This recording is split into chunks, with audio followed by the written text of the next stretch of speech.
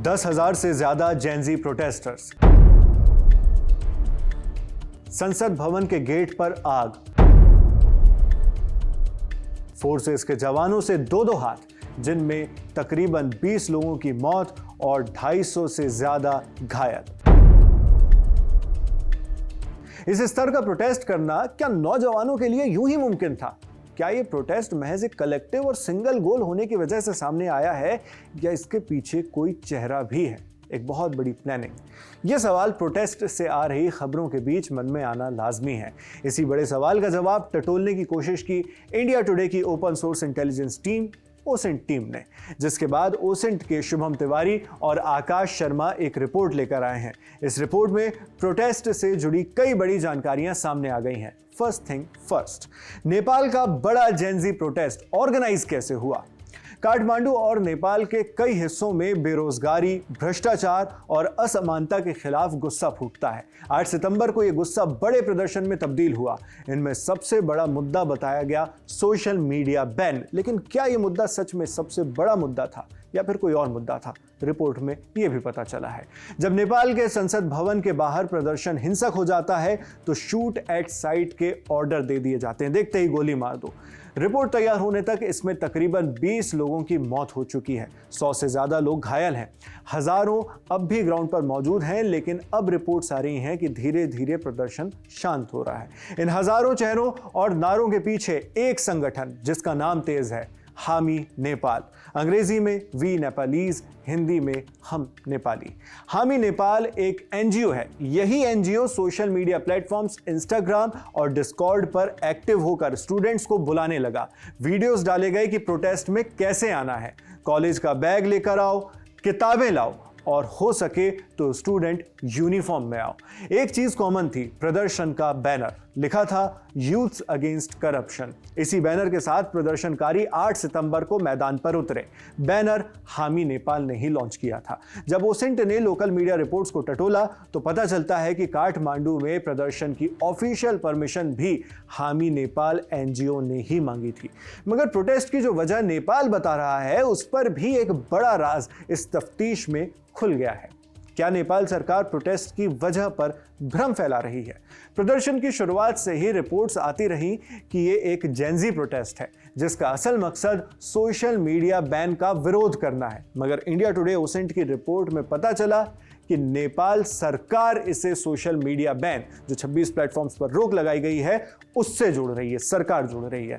जब India today की team social media chats की जांच करती है तो पता चलता है कि असली बुलावा भ्रष्टाचार यानी करप्शन के खिलाफ था। सोशल मीडिया ऐप्स करने के खिलाफ नहीं, उसके खिलाफ नहीं था ये प्रोटेस्ट। ऑर्गेनाइजर्स ने पहले ही आशंका जता दी थी कि इसमें हिंसा हो सकती है।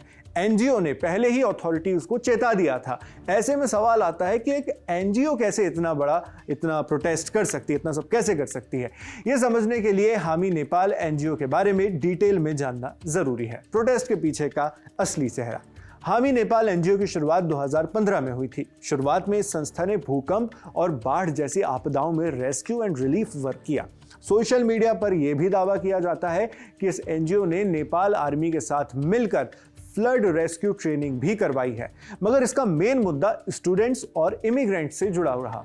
नेपाली छात्रों और प्रवासियों से जुड़े मुद्दों पर संगठन शुरुआत से ही बोलता रहा है। जब इस साल ओडिशा की कलिंगा यूनिवर्सिटी में एक नेपाली छात्रा की मौत का मामला सामने आया, तब हामी नेपाल इस मामले पर खुलकर सामने आया था, मगर कभी पॉलिटिकल रूप से मुखर नहीं हुआ। 6 अगस्त 2025 वो पहली तारीख थी जब हामी नेपाल के 36 साल के फाउंडर सुदान गुरुंग ने पहली बार खुलकर करप्शन के खिलाफ पोस्ट डाली। सुदान गुरुंग ने 8 सितंबर को प्रोटेस्ट का ऐलान कर दिया। तब से लेकर अब तक इंस्टाग्राम और डिस्कॉर्ड पर यूथ्स अगेंस्ट करप्शन नाम से कैंपेन चल रही है। एनजीओ ने उसकी ऑफिशियल वेबसाइट पर अपनी फंडिंग की भी डिटेल्स दी हैं। वहां से पता चलता है कि हामी नेपाल को अब तक Coca Cola, Viber, gold star और मुलबेरी होटल्स जैसे ब्रांड से करीब 20 करोड़ नेपाली रुपए का फाइनेंशियल सपोर्ट मिला है। अभी की इंडियन करेंसी के हिसाब से 12.5 करोड़ भारतीय रुपए से ज्यादा।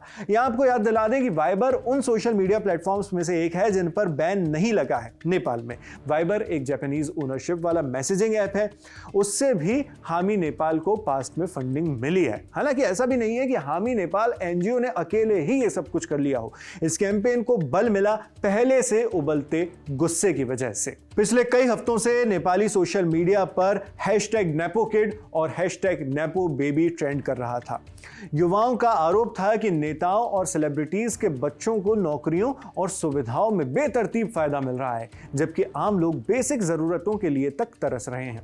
अब जब सोशल मीडिया प्लेटफॉर्म्स की नेपाल से एक्सेस पर पाबंदी लग गई है तो वीपीएन का इस्तेमाल किया जा रहा है। वीपीएन टेक्नोलॉजी से इंटरनेट पर आपकी लोकेशन बदली जा सकती है, जिससे आप जिन प्लेटफॉर्म्स को एक्सेस कर रहे हैं उन्हें पता नहीं चलेगा कि आप नेपाल के यूजर हैं। तो इसी टेक्नोलॉजी का इस्तेमाल करके नेपाल के युवा अपने प्रोटेस्ट को कोऑर्डिनेट कर रहे हैं। वीपीएन कंपनी प्रोटॉन वीपीएन ने इस बारे में एक रिपोर्ट जारी की है। प्रोटॉन वीपीएन ने बताया है कि बीते सिर्फ 3 दिनों में उनके प्लेटफॉर्म पर नेपाल से रजिस्ट्रेशन 6000% बढ़ गया है, यानी बैन लगने से पहले ही उसे बाईपास करने की तैयारी शुरू हो चुकी थी। बाईपास कर लेने के बाद अब वो डिस्कॉर्ड सर्वर भी चालू है जिसमें सारी प्लानिंग हुई, मगर अब वहां गुस्सा और गम दोनों पसरे हुए हैं। वजह है प्रदर्शन में हुई मौत और इंजरीज। तकरीबन 20 लोगों की मौत हो जाने के बाद प्रोटेस्ट के ऑर्गेनाइजर्स ने यह ऐलान कर दिया है कि कल से कोई भी स्टूडेंट क्लास नहीं जाएगा। सभी स्कूल, कॉलेज और यूनिवर्सिटी अनिश्चित काल के लिए बंद रहेंगे जब तक सरकार इन मौतों का जवाब नहीं दे देती। आगे क्या होगा यह भी इस विरोध की अवधि की ही तरह अनिश्चित है। जो भी होता है खबरें आपको यहाँ लगातार मिलती रहेंगी। मैं हूं शेख नावेद और जिन साथी ने इस वीडियो को एडिट किया उनका नाम भी आप डिस्क्रिप्शन बॉक्स में देख सकते हैं। देखते रहिए दी लर्निंग टॉप। शुक्रिया।